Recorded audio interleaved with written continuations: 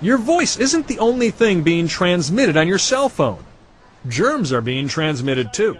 Usually, if it's your own germs, you don't have to worry. It's when you share cell phones with somebody else, you can move germs from one person to another, particularly ones that can cause skin infections or the flu virus, cold virus. Professor Charles Gerba is a professor of environmental microbiology at the University of Arizona. The man known as Dr. Germ has found cell phones can be a carrier of infectious diseases. Well, I've had incidents where people share cell phones in my own family where they may have transmitted Staphylococcus skin infections, or MRSA.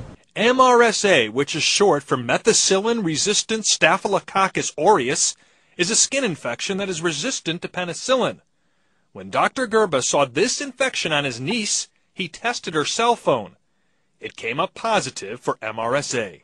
This cell phone, we are going to check for germs. Okay. Is that okay? Yeah. Armed with a special germ meter, Dr. Gerba can determine roughly how much bacteria is on your cell phone. We put the meter to the test.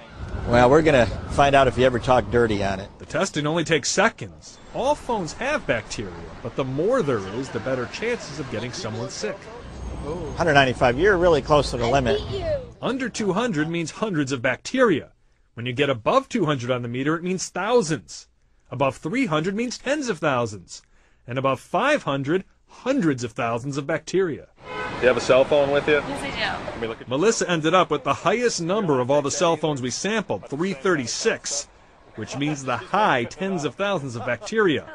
The professor's words were unsettlingly clinical. To give you a relative idea, you got about hundreds of times more bacteria than on an average toilet seat, if you want a comparison. Kind of assume my cell phone might be a little bit cleaner than that. None of the people we stopped on the street regularly clean their cell phones. Oh, you're in the, well, above 200 ain't good. That means we're in the 1,000 range. You got a couple of thousand, not as bad as we. Do I ever want to use my cell phone again?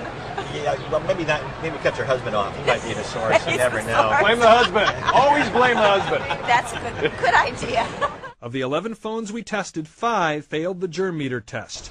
Dr. Germ has some words for the wise.